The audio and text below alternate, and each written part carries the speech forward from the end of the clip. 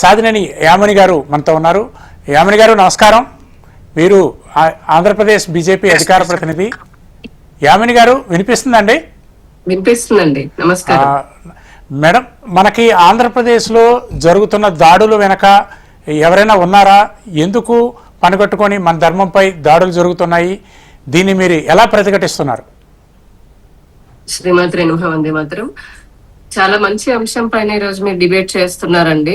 ఏంటంటే ఒకటి, సరే, సనాతన ధర్మం పైన కేవలం ఆంధ్రప్రదేశ్ రాష్ట్రంలోనే కాదు, యావత్ భారతదేశంలోనే కాదు, ప్రపంచ దేశాల్లో కూడా ఉన్నటువంటి మన మూలాల పైన విస్తృతమైన దాడి మనం కొన్ని శతాబ్దాలుగా చూస్తున్నాము.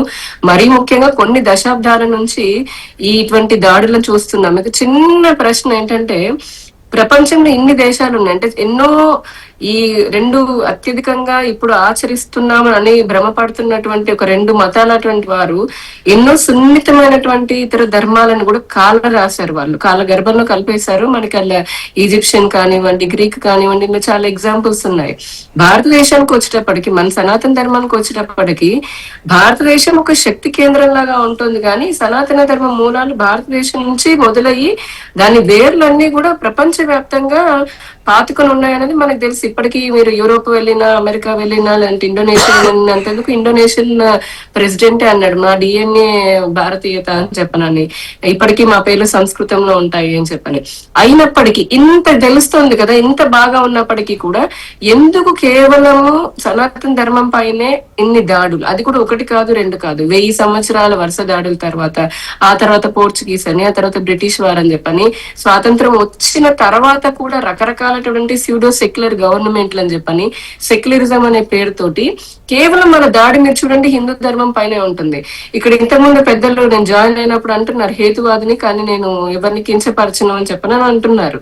ఇక్కడ మనకి దురదృష్టవశాత్తు ఏం జరుగుతుందంటే, ఈ రోజు ఉన్నటువంటి ఎస్పెషల్లీ ఆ సోకాల్డ్ అతి మేధావులు అని చెప్పని అంటాం, సీడియో సెక్యులరిస్టులు అంటే బాగా చదువు ఎక్కువయ్యో మరి లేకపోతే విజ్ఞానం అని చెప్పని ఆ జ్ఞానం బాగా ఎక్కువైందని వాళ్ళు భ్రమలో బతుకుతున్నటువంటి వాళ్ళు, నాస్తికవాదులు ఎవరైతే ఉంటారో వాళ్ళు భగవంతుడు లేరు అంటారు.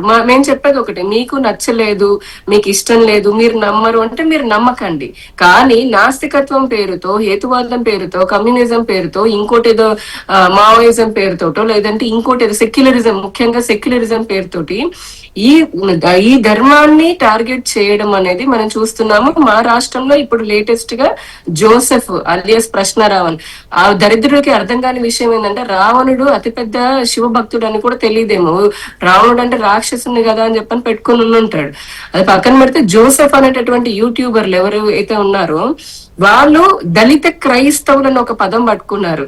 వీళ్ళకి ఏంటంటే సగం తెలుసు సగం తెలియదు, తెలిసినా కావాలని చేసేటటువంటి వాళ్ళు ఉన్నారు. కాన్స్టిట్యూషన్ ప్రకారం మనందరికీ తెలిసిందే, there is no such term అంటే దళిత క్రైస్తవం లేడు. ఉంటే దళితులు ఉంటారు, లేదా క్రైస్తవులు ఉంటారు. ఒకవేళ మన రాజ్యాంగంలో ప్రకారమే అంతను సుప్రీంకోర్టు మన ఆర్డర్ కానీ, సుప్రీంకోర్టు ఆర్డర్ ప్రకారం ఏం చెప్తుంది, షెడ్యూల్ కాస్ట్ లో 1950 ప్రెసిడెన్షియల్ రూల్ ప్రకారము ఎవరైతే గనక మనకి మాలా మాదిగలు అనుకోండి, ఇతర ఉపకులాలకు సంబంధించినటువంటి వాళ్ళు కానీ, హిందూ, సిక్, బౌద్ధ ఈ ధర్మాలను ఆచరించే వాళ్ళు మతం మారితే, క్రైస్తవంలోకో ఇస్లాంలోకో మతం మారితే వాళ్ళకి ఎటువంటి రాజ్యాంగ పరంగా ఈ ఎస్సీకి వచ్చేటటువంటి హక్కులు ఏవి అంటే రాజ్యాంగ పరంగా వచ్చేటటువంటి హక్కులు ఏవి కూడా వర్తించాయి. ఇది తెలిసిన ప్రజల మధ్య చిచ్చు పెట్టడానికి, రాష్ట్రంలో అలజడి సృష్టించడానికి, శాంతి భద్రతల మధ్య చిచ్చు పెట్టడానికి, మతాల మధ్య ఘర్షణ పెట్టడానికి ఈ కొత్త పదం అందుకొని ఏదో మొన్న సభకు వెళ్ళాడు. మా సూటి ప్రశ్న అండి, అసలు దాని ఇప్పుడే క్లారిటీ ఇచ్చాను, దళిత క్రైస్తవం అనేది ఎట్టి పరిస్థితిలో లేదు. భారతీయ జనతా పార్టీ మరీ స్పష్టంగా చెప్తున్నాము, మేము దళితుల పట్ల, లేదంటే అనగారినటువంటి వెనుకబడిన తరగతులు కానీ, ఈ దేశంలో ఉన్నటువంటి ప్రతి వ్యక్తి, ప్రతి పౌరుడి యొక్క అభివృద్ధిని కోరుకుంటాము. వారికి రాజ్యాంగ పరంగా రావాల్సినటువంటి హక్కులను పరిరక్షించడంలో మాది పూర్తి మా బాధ్యత తీసుకుంటాం మా ప్రభుత్వం. కానీ ఈ దళిత క్రైస్తవులు ఇటువంటి అడ్డమైనటువంటి అడ్డగోలు మాటలు తీసుకుని వచ్చి ఎలిజిబుల్ గా ఎగ్జిస్టింగ్ గా ఇప్పుడు ఎవరైతే నిజమైనటువంటి హక్కుదారులు ఉంటారు, అది ఎస్సీలో కానివ్వండి, బీసీలో కానివ్వండి, దేంట్లోనే సరే వారి హక్కులకి భంగం కలిగించే విధంగా ఇతరత్ర ఈ యూట్యూబర్లు అనుకోండి, లేదంటే మావోయిస్టు భావజాలంతో బాగా వేణుకొని పోయినటువంటి ఈ మనుషులు ఎవరైతే ఉంటారో వాళ్ళ ప్రయత్నాలను మేము ఖచ్చితంగా తిప్పికొడతాము.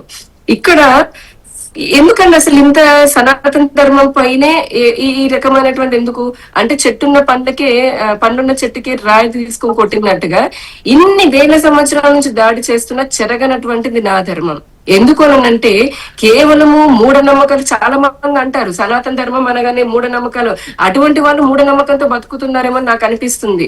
ఎందుకనంటే ఇప్పుడు ప్రతి ఒక ఇంట్లో కొంతమంది ఉన్నప్పుడు అందరూ ఒక రకంగా ఆలోచన చేయలేరు. మన చేతి వేలు 5 ఉన్నప్పుడు 5 వేలు సమానంగా ఉండవు. వారి వారి జ్ఞానాన్ని బట్టి, వారి వారి ఆలోచన విధానాన్ని బట్టి వారు తీసుకునేటటువంటి దాంట్లో ఉంటుంది.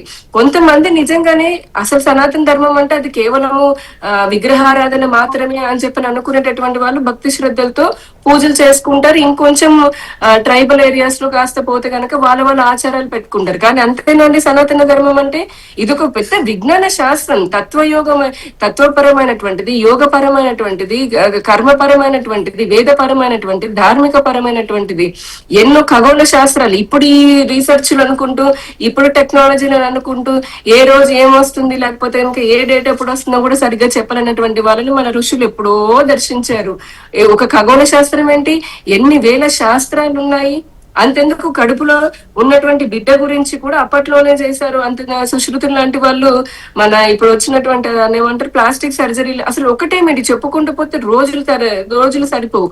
అయినా ఇంత విజ్ఞానం ఉంది కాబట్టి ఈ రోజుకి ప్రపంచంలో కొన్ని మతాల వారికి భయం ఏంటి, ఈ సనాతన ధర్మాన్ని గనక నిజంగా, ఎందుకంటే పెద్ద పాపులేషన్ భారతదేశం లాంటి వాళ్ళు మనం బాగా ఇంజెక్ట్ చేసాము, మెకాలే విద్యా వ్యవస్థను తీసుకొని వచ్చి హిందూ బొట్టు పెట్టుకోవాలంటే సిగ్గుపడే పరిస్థితికి, మన ఆచార వ్యవహారాలు లేదంటే మన పండుగలు మన సాంప్రదాయాలు ఆచరిస్తుంటే మీరు మూర్ఖులు, మూఢనమ్మకాలు ఉన్న వాళ్ళు, వెనుకబడిపోయిన వాళ్ళు అని చెప్పని ఒక రకమైనటువంటి పరిస్థితిని కల్పించాం కదా. ఇప్పుడు బయటకు వచ్చేస్తున్నారు వాళ్ళు. మళ్ళీ వీళ్ళందరూ గనక సనాతన ధర్మాన్ని ఆచరిస్తే నిజంగా విజ్ఞానవంతం అయిపోతుంది భారతదేశం అన్ని రకాలుగా కూడా అని భయంతో ఉన్నటువంటి వాళ్ళు, వాళ్ళ మతాన్ని రుద్దాలని అనుకున్నటువంటి వాళ్ళు చేస్తున్నటువంటి కుట్ర. ఇది ప్యూర్ గా కేవలం ఒకరి పైన చేస్తున్నటువంటిది కాదండి. పదే పదే పనిగట్టుకొని ప్రకాష్ రాజు లాంటి వాళ్ళు కానివ్వండి, కొందరు జర్నలిస్టులు, మీరు జర్నలిస్ట్ ఏనండి, కానీ ఇప్పుడు ఎంత జర్నలిస్ట్ అయితే మటుకు మనకి నచ్చినటువంటి అభిప్రాయాలు మనం బలవంతంగా సమాజాన్ని రుద్దలేం కదా. ఎవరైనా సరే ఇప్పుడు సినిమా యాక్టర్ల పేరుతోటి లేదంటే టీచర్లు, కొంతమంది, అందరిని అనట్లేదు, కొంతమంది ఎవరైతే ఉన్నారో టీచర్లు అనండి, డాక్టర్లు అనండి, లేకపోతే కనుక ఈ సెలబ్రిటీలు అనండి, ఇట్లా యూట్యూబర్లు అనండి, జర్నలిస్టులు అనండి, వారి దేశ వ్యతిరేకమైనటువంటి ఆలోచనల్ని, భారతీయతకి వ్యతిరేకంగా ఉన్నటువంటి ఆలోచనలని ప్రజల పైన రుద్దాలి బలవంతంగా అని చెప్పని చేస్తున్నటువంటి ఈ ప్రయత్నం. నేను చివరి ఒకటే చెప్తున్నా అండి, రాజ్యాంగంలో ఏదైతే ఉందో అంటే నేను నా నోరు, నా వాక్కు, నా భావ ప్రకటన స్వేచ్ఛ, నా వాక్ స్వాతంత్రము అన్న చందాన్ని దాన్ని పట్టుకొని నేను అత్యధిక మెజారిటీ ఉన్నటువంటి హిందువుల మనోభావాలను దెబ్బతీస్తాను, లేకపోతే కనుక వారి విశ్వాసాలని నేను దెబ్బతీస్తానంటే ఇక్కడ చూస్తే ఎవడు ఊరుకోడు. రాజ్యాంగం నీ భావ ప్రకటన స్వేచ్ఛ, నీ వాక్ స్వాతంత్రం అనంటే నీ హక్కుల గురించి ఏదైనా, నీకు ప్రాథమిక హక్కులకి ఏదైనా తేడా వస్తే దాని గురించి ప్రశ్నించమని హక్కు ఇచ్చింది. లేదా ప్రభుత్వం ఏదైనా వైఫల్యం చెందుతుంటే దాన్ని ప్రశ్నించడం కోసం భావ ప్రకటన స్వేచ్ఛ రాజ్యాంగంలో పెట్టారు. అంతేగాని నీకు నచ్చలేదు కదా అని హిందూ దేవుళ్ళని, నీకు నచ్చలేదు కదా అని చెప్పని మా విశ్వాసాలని, నువ్వు మూఢనమ్మకం అనుకున్నావు కదా అని చెప్పని మేము ఆచరించేటటువంటి విశ్వాసాల జోలికి వస్తే మటుకు ఏమి జరుగుతుందో ఇప్పుడు ఆల్రెడీ కొన్ని ప్రభుత్వాలకు తెలుస్తూనే ఉంది, వీళ్ళకు కూడా తెలుస్తూనే ఉంది. ఆ జోసెఫ్ అనేవాడు ఇప్పుడు ఇంకా దరిద్రమైన దాంట్లో దౌర్భాగ్యమైన అంశం ఏంటంటే, చాలా మంది మీరు ఒక ప్యాటర్న్ చూడండి, ఇలా హిందూ దేవతల పైనటువంటి వ్యతిరేకంగా మాట్లాడే వాళ్ళందరూ దేశ వ్యతిరేకంగా చట్ట కార్యకలాపాలను ఉంటున్నారు. మరి అదేం లింకు నాకు అర్థం కావట్లేదు. నీకు నచ్చకపోతే నచ్చకుండా పక్కన పో, నిన్ను ఎవడు బతిన్నాడట్లేదు కదా, ఎవడు బతిన్నాడి మా మతంలోకి రమ్మని ఎవడు చెప్పట్లేదు కదా. కానీ ఇక్కడ ఏంటంటే ఇప్పుడు జోసెఫ్ తో సహా ఎందుకు ఊపా చట్టం పెట్టాము, అతని గురించి ఎగ్జాంపుల్ తీసుకుందాము. ఎందుకు ఊపా చట్టం పెట్టాము? ఊపా చట్టం అంటే ఏంటి? చట్ట వ్యతిరేక కార్యకలాపాల నిరోధన చట్టము. అతనేమో మావోయిస్టులను గ్లోరిఫై చేస్తారు. హిడ్మా, కేశవరావు లాంటి వాళ్ళని ఎవరైతే మావోయిస్ట్ లాగా ఉంటారో అటువంటి వారందరినీ కూడా గ్లోరిఫై చేస్తూ అయ్యో పాపం వాళ్ళపైన సానుభూతి చూపిస్తూ ఉంటాడు. తీవ్రవాదులు ఏంటి, వాళ్ళు మానవ హక్కులు ఉన్నారు. ఏంటండి మానవ హక్కులు? ఓ పక్క బాంబుల్ని పెట్టి లేదంటే చిన్న పిల్లల అమాయకుల్ని, పోలీసులని, అధికారిని విచ్చలవిడిగా చంపినటువంటి నక్సలైట్లకి, తీవ్రవాదులకి మానవ హక్కుల గురించి మాట్లాడేదేంటి? దానికి వీళ్ళు యూట్యూబర్ పేర్లో పెట్టుకొని ప్రశ్న అని అనుకుంటూ నువ్వు మాత్రమే ప్రశ్నిస్తావా?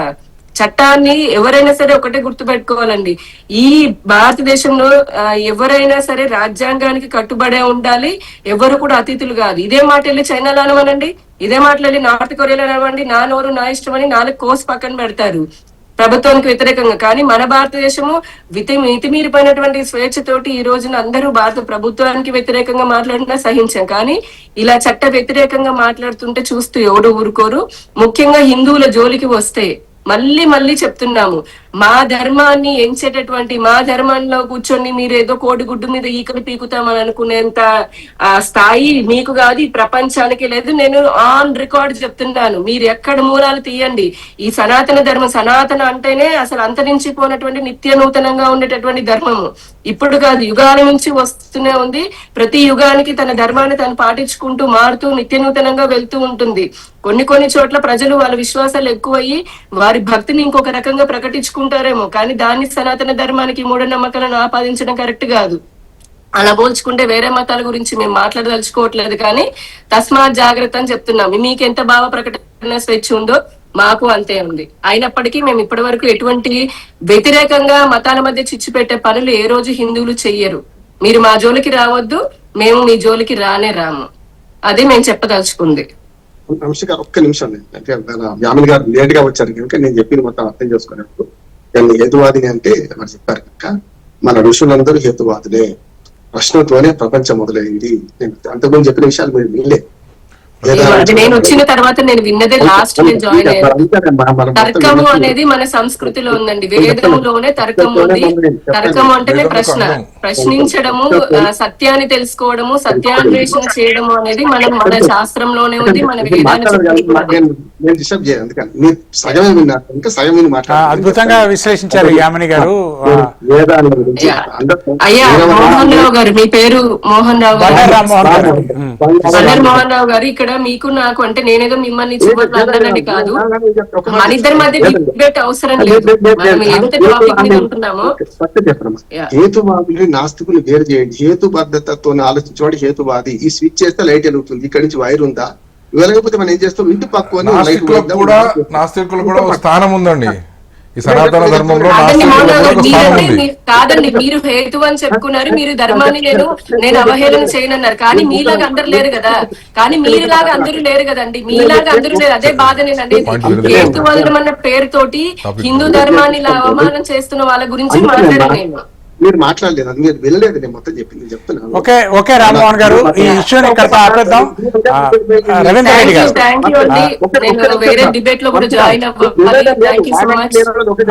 థ్యాంక్ యూ అండి, థ్యాంక్ యూ యామిని గారు.